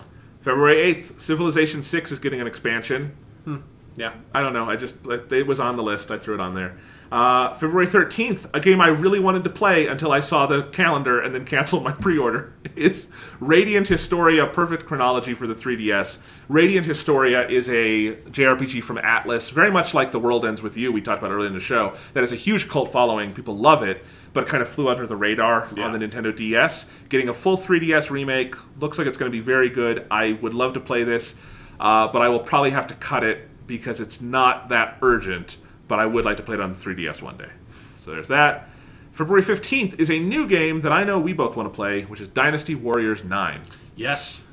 So it looks I've really cool. been too far away from the world of Romance of the Three Kingdoms, and I need to go in there and beat Zhuge Liang and like shoot spells at people. Correct me if I'm wrong, but this is the one with like a fully modeled, not all of China, but it's an open world China, right? Yes, they are going for an open world model, so it seems like they're drastically changing up the formula. Yes. Yeah, I want to play that for sure. I do want to play it too. February 15th is also the remake of Secret of Mana for the PS4 and everything else. So that looks kind of cool. Beloved old JRPG. It's the year of JRPGs, is what we discover over the course of this. February 16th is a game I very, very much want to play, which is Bayonetta 1 and 2 on Nintendo Switch. Finally getting that ported over from the Wii U to Switch. Same thing as on the Wii U, where it's Bayonetta 2 on the cartridge and Bayonetta 1 is a download, but you get both of them. Bayonetta 3 is in active development for the Switch, so I definitely want to catch up on these. I never owned them for Wii U, but they're super acclaimed. And I definitely think I can fit these in because they're only like 10-hour games a piece. Yeah. But I really wanted to play these. Switch sounds perfect. Looks cool. Definitely, yeah. I played Bayonetta 1 on, I think, the PS3 because it was like a PS Plus for that brief window when I had a PS3 access to a PS3. It's a good game. Yeah, I'm excited. February 16th is also that indie game Faye, which looks cool. Yep. February 20th is Heartless Cash Grab Metal Gear Survive. Right. That's still coming out, I guess, huh? Yeah, no one's going to play that, but we can safely, that's one of the few games on this list we can safely say we will not be playing. Yes, because, again, nobody will. Fuck you, Konami. Yeah. We know what's real and what's not. Fuck you. We don't always love Hideo Kojima Metal Gear, but if he's not associated, it's not Metal Gear. Exactly. You cash-grabbing pachinko fiends.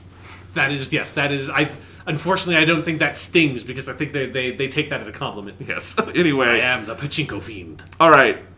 March is a crazy, crazy month. So let's get into it. March 13th, Devil May Cry HD Collection. Okay, yeah, those games are good. Yeah. Sounds cool because they're good games. Nobody will have time to play them because of what I'm about to tell you. March 16th is Kirby Star Allies for the Nintendo Switch. Looks amazing. March 20th is Attack on Titan 2, which I don't really care about, but some people probably do. Yeah, that first game was like weirdly well received. Yeah. In a way that I kind of always wanted to play it because I did enjoy the anime. Yeah, I threw it on the list to show how stacked March is. Because there are 3 more games coming out March 20th. Yeah, I think they should have named it Attack on Titan. Yes. So, March 20th has Attack on Titan 2. It also has Sea of Thieves, the much, much, much delayed Xbox title. Yes, the 5 years in development or something Yes. like that Xbox title. Which I hope is good, but I'm worried about. March 20th is also Assassin's Creed Rogue Remastered, which basically seems like it's on that date to tell Microsoft to go fuck itself. Yeah, it's like you want a game where you're on the ocean killing people. Here you go. March 20th is also Yakuza 6, The Song of Life. Yeah. So, Sean, you've got some decisions to make. Yeah. March 21st is Valkyria Chronicles 4 for everything, including the Nintendo Switch. Looks pretty cool. Don't know if I'll have time for it. Jesus Christ. March 23rd is A Way Out, the co-op prison break game. Right, yeah, with the crazy dude from the Video Game Awards show. Yes. Or the Game Awards. March 23rd is also Ni no Kuni 2. The Yep. JRPG that was delayed out of one busy month into an even busier month. March 23rd is also Detective Pikachu for the 3DS. March 27th is Far Cry 5. Jesus Christ. And just in case you also play sports games, March 27th is also MLB The Show 18. Yeah, so if you like baseball games and you like Far Cry, You're fucked. you have a decision to make. Yes. Sean, I assume you're with me in saying there's a lot of games that month that you would like to play? Uh-huh. What are you going to do? Like, of all the games I just played, what's your priority number 1? Oh, fuck. I mean, obviously, like Far Cry 4 was my favorite game of 2014, so I'm interested in what Far Cry 5 is doing. Ni no Kuni 2, I really want to play. I do too. There's a lot coming out in March. Huh? Are you planning on playing Yakuza 6?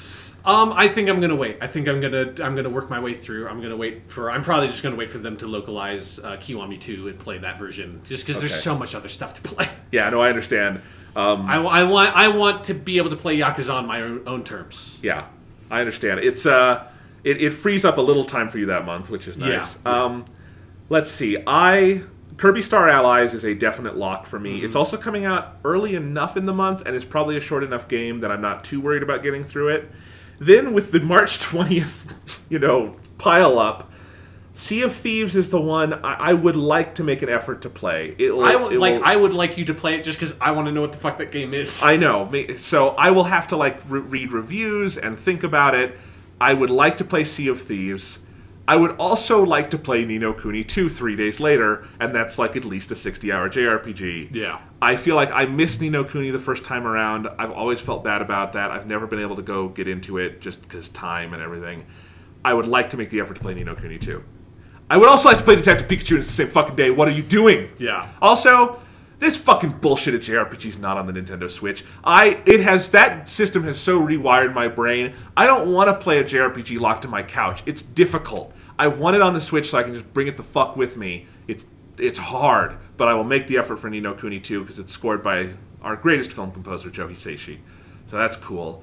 But there are too many games. Luckily, I don't care about Far Cry and find the series mostly distasteful, so I can cut that out And I also, while I like baseball, do not play baseball games. So I can cut them out MLB The Show 18. Still, that month, fuck you, March. Yeah. All right. April has nothing that I found on the calendar yet other than that game. This is an indie game that's been in development forever, We Happy Few. It's the crazy, like, Joker and Batman looking one. Yeah. It's coming out April 13th. So that's finally got a date. I know. Was it that game was like in early access for a long time? Is it in early access? Is it out?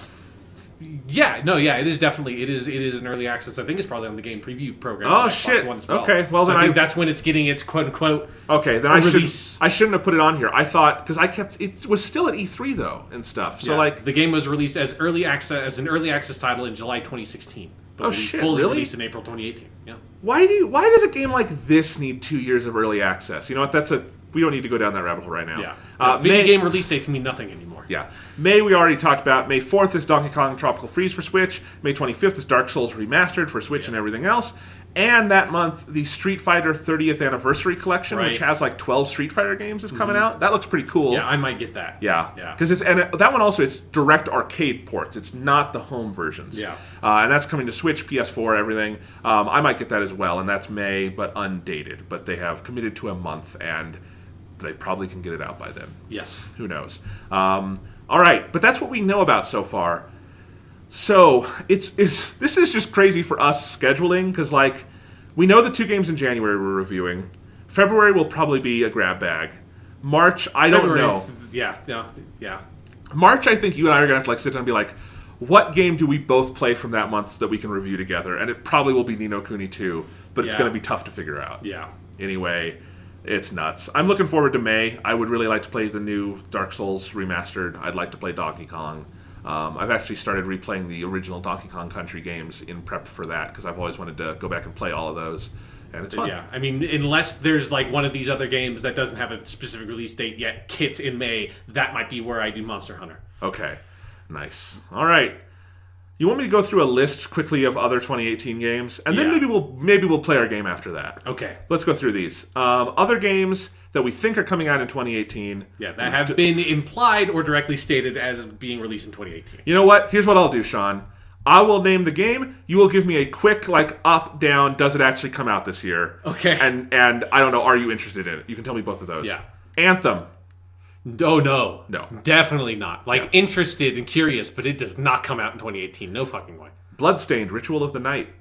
Years-long Kickstarter project. Yeah, I think that probably makes it. I would be surprised if it didn't. I'm not that interested in it, though. Crackdown 3. Or is this game just fucking canceled? Not interested. I think there is a non-zero chance that it gets canceled. I think there's a non-zero chance it just gets scale-bounded. I think it either comes out this year or it never comes out. I agree with you on that. Darksiders 3. Fuck, they're making it right. THQ Nordic. No. I just don't believe that Darksiders is coming back. I just refuse to accept that. That's so weird to me that they're making another one of those games.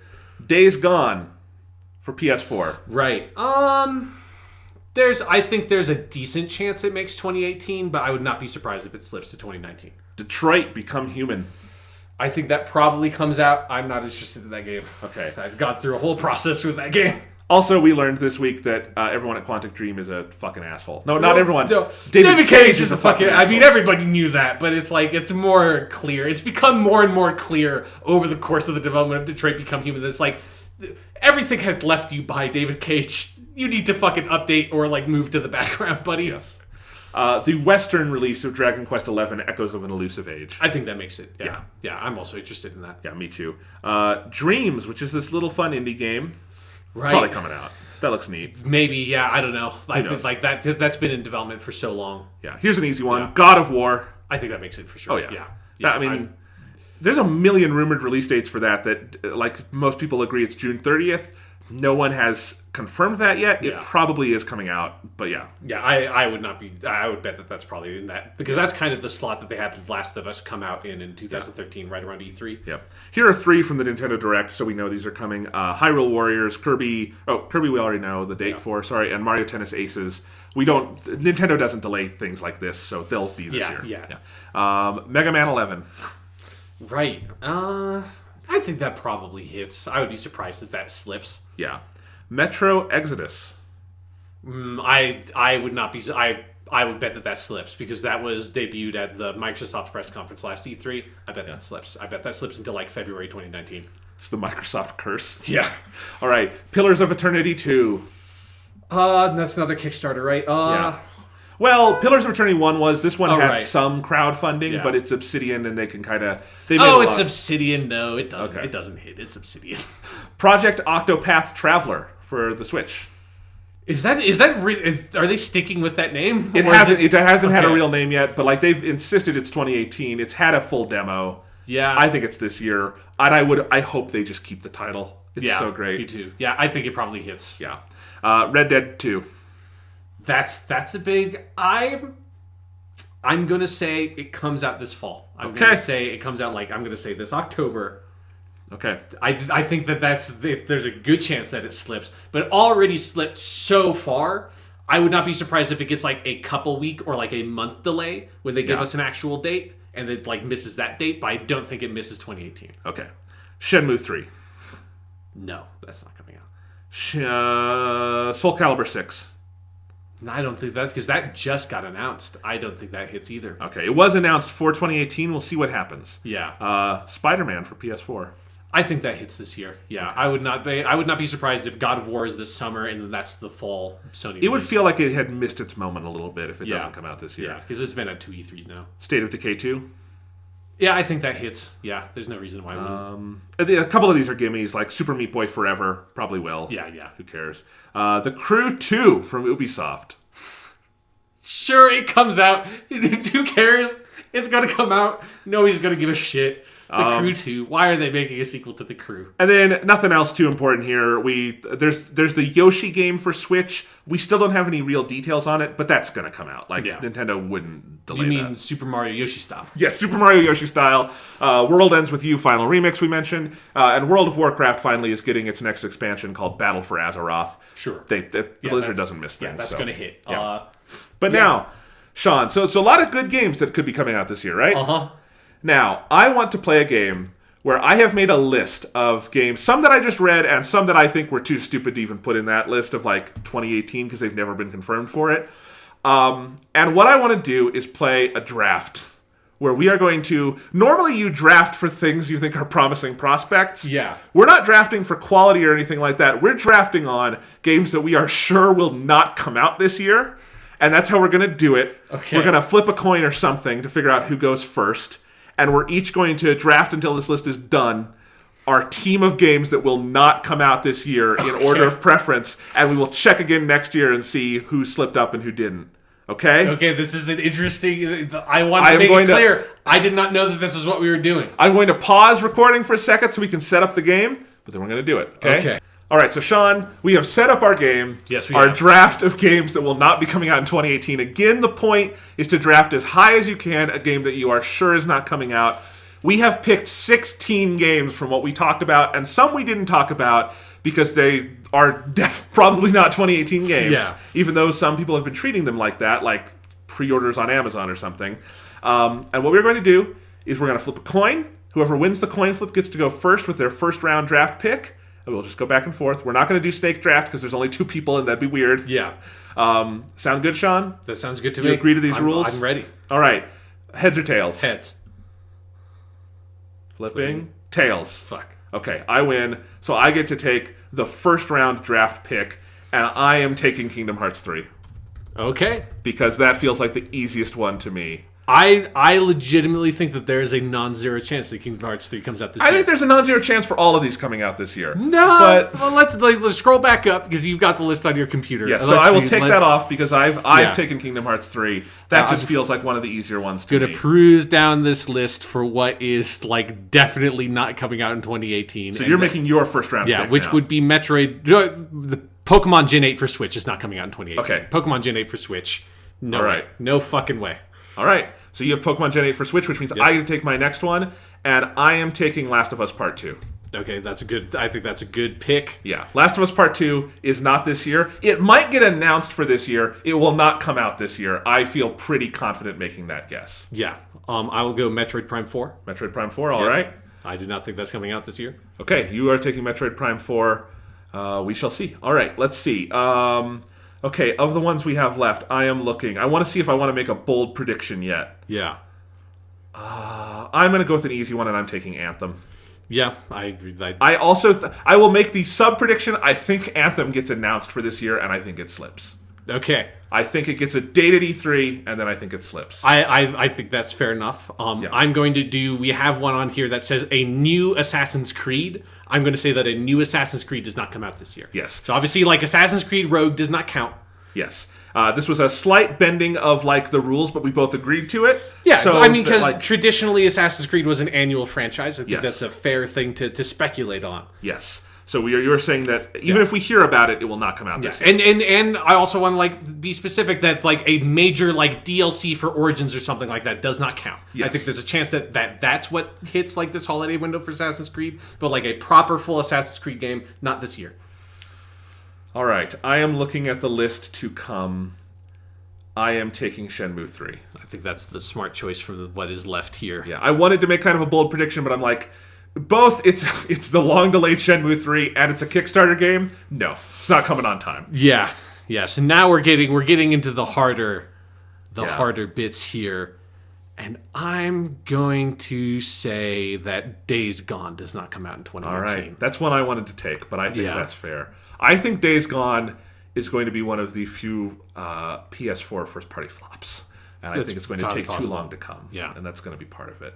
All right, we have 8 games left, so we each have 4 rounds to go. And now we're feeling the crunch. I'm going to go bold, and I'm saying Red Dead 2 misses this year. All right. Because fuck it. Fuck it. Red Fuck Dead it. 2 misses this year. Okay. I mean, that's entirely possible. Yes. I'm going to go on the basis that it doesn't have a proper title yet. I'm going to go Project Octopath Traveler. Okay. I think that's enough to sort of bring some doubt to the release of that game. All right. So you've taken Project Octopath Traveler. Let's remind the people what's left. Yeah. Crackdown 3, Detroit Become Human, Soul Calibur 6, Spider-Man, The Crew 2, and Yoshi. And I am taking The Crew 2 Okay. from that list because, it could not. It also doesn't matter because no one will play it. Yeah, We'll see. nobody will even know if it comes out in Yes. 2018, whether or not it does. Yes. So, okay, I took The Yeah. Crew 2. What do you want to take? from I'll the take Soul Calibur 6. Soul Calibur 6. That, since it was just announced, even though, it had a pretty solid-looking trailer, Yes. there's a good chance it misses. We're left with 4 pretty hard ones. I know what I'm definitely not picking. I want to pick Crackdown 3 just to shit on Xbox at the moment, but I'm taking, I'm taking Crackdown 3. I'm taking Okay. it. I think Detroit could get delayed, but I think that comes out this year, so I don't know. Yeah. But you have 3 left. What do you pick? Oh, jeez. Fuck. Like, continuing from my Project Octopath Traveler logic, I'm going to go with Untitled Yoshi Project. Okay. Project Nintendo. Project Octopath Yoshi. Yes, Project Super Mario Yoshi style. Yes. I'll pick that one. Okay, I get to pick between Detroit and Spider-Man. The battle of the Sony exclusives. I know which one I'd pick. Spider-Man. I think that is the right choice. I'm taking Spider-Man. I'll Because I think Detroit is more reliable to come out. It's not more reliable to be good, but it'll come out. Yeah, no. Like Detroit Become Human has been around for so long. Obviously, that is my forced pick. That's I what do happens. not want Detroit Become Human on my list.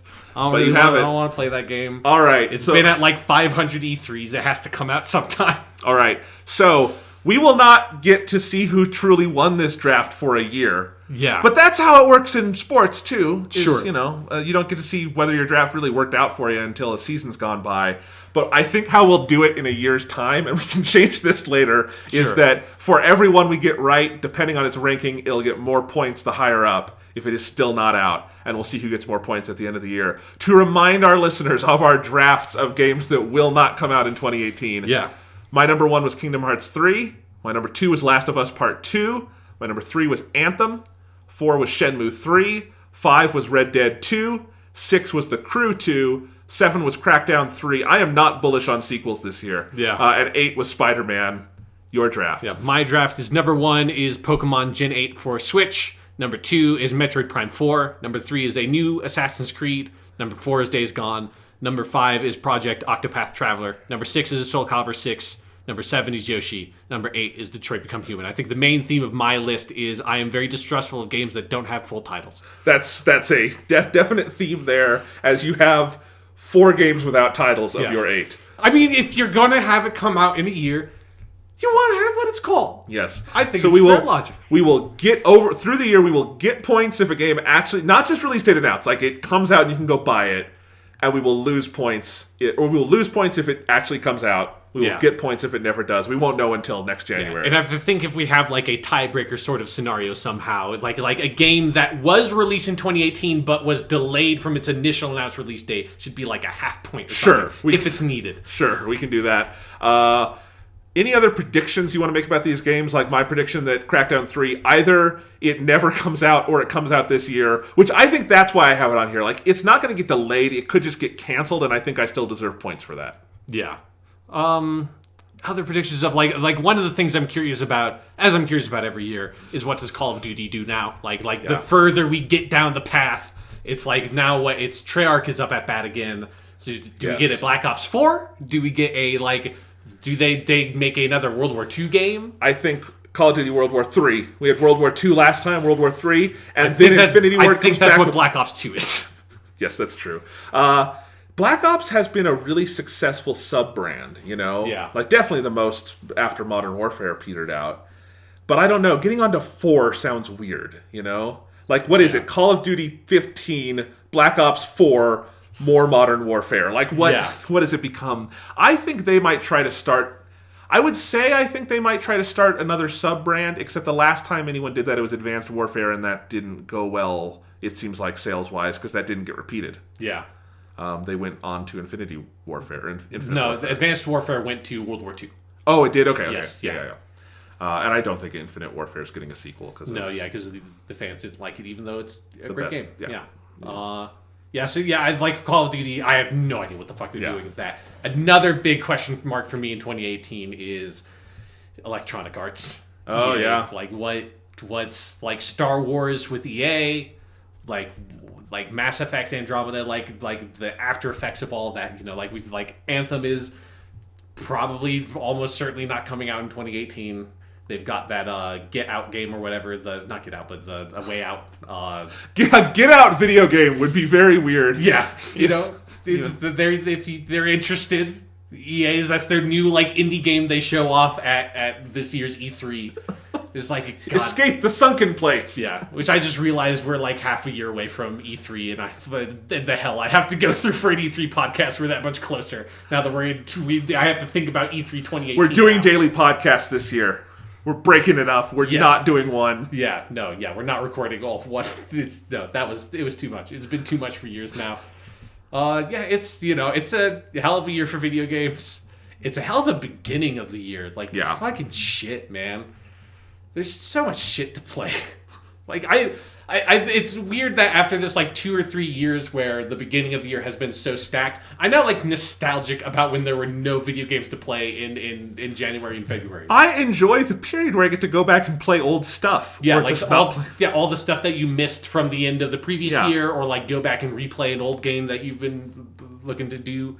It's nuts. There's too many video games coming out. There's too many video games. There's too many TV shows. There's too much stuff. Yes, too much stuff. Too much shit. Too much stuff, and it's very stressful for us on the Weekly Stuff podcast to have too much stuff to deal with. God damn it. Maybe that can be our next title, the Too Much Weekly Stuff podcast. Or the Too Much Stuff podcast, weekly. I mean, if we go back to doing 4-hour podcasts like last year, yes, that is what we're naming it. Almost luckily, we don't have Twin Peaks or Doctor Who this spring. We will have Doctor Who in the fall. But yeah, who knows? Maybe David Lynch shot a second Twin Peaks season. In secret. With just Kyle MacLachlan in a dark room. But Kyle MacLachlan plays 50 characters. Well, he has to play everyone. Yeah. It's him alone in a dark room. Anyway, all right. We will be back next week. We will have fun things to talk about. And we'll figure out where we go from there. Yeah, I need to play some more Dragon Ball FighterZ now. So if we could I need to, it's very good.